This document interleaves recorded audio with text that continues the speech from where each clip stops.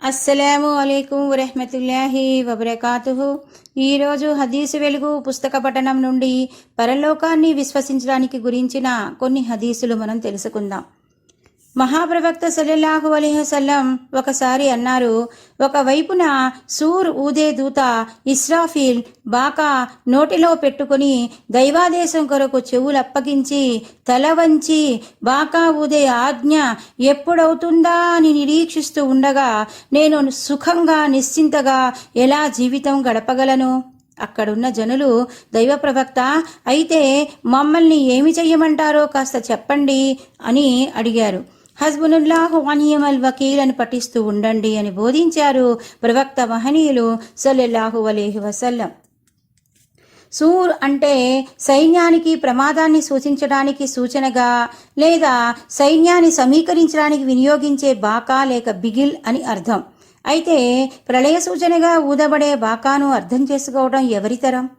పరలోక జీవితం పట్ల మహాప్రవక్త కనపరిచిన వ్యాకులత విచారాన్ని చూచి ప్రజలు మరీ భయాందోళనలకు లోనయ్యారు.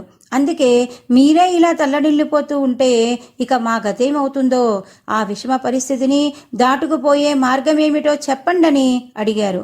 దానికి సమాధానంగా మహాప్రవక్త సల్లల్లాహు అలైహి వసల్లం నేర్పిన దివ్య వచనానికి అర్థం, మాకు అల్లాహ్ చాలు, ఆయనే సర్వోత్తమ సంరక్షకుడు, వరప్రదాత. ఈ వచనాన్ని పఠించటం అంటే ఆ విధంగా ఆచరించటం అన్నమాట. దైవంపై భారం మోపి ఆయన శరణులో, ఆయన అండ నీడల్లో, ఆయన ఊడిగంలో మనుగడ సాగించిన వారికే ఆ ప్రళయం నాడు సాఫల్యం సిద్ధిస్తుందన్నమాట. ఎవరైతే ప్రళయ దినాన్ని కనులారా చూడదలుచుకుంటే ఇజస్షంసు కువ్విర తిజస్సమావున్ ఫతర తిజస్సమావున్ షక్కత్ అనే సూరాలు పఠించాలి అని ఉపదేశించారు దైవవ్యక్త సల్లల్లాహు అలైహి వసల్లం.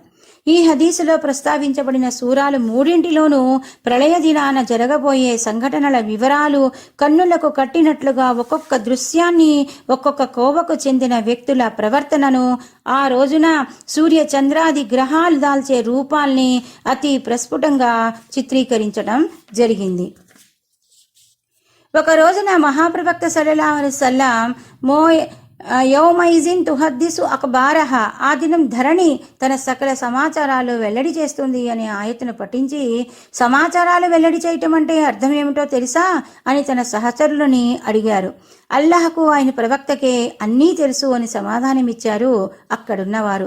ప్రవక్త మహనీయులు సల్లల్లాహు అలైహి వసల్లం ఇలా వివరించారు, నా వెన్నుపై ఫలానా పురుషుడు లేదా ఫలానా స్త్రీ ఫలానా రోజున ఫలానా సమయాన ఒకానొక మంచి పనో లేక చెడు కార్యమో చేశారనే యథార్థానికి భూమి ప్రళయ దినాన సాక్ష్యమిస్తుంది.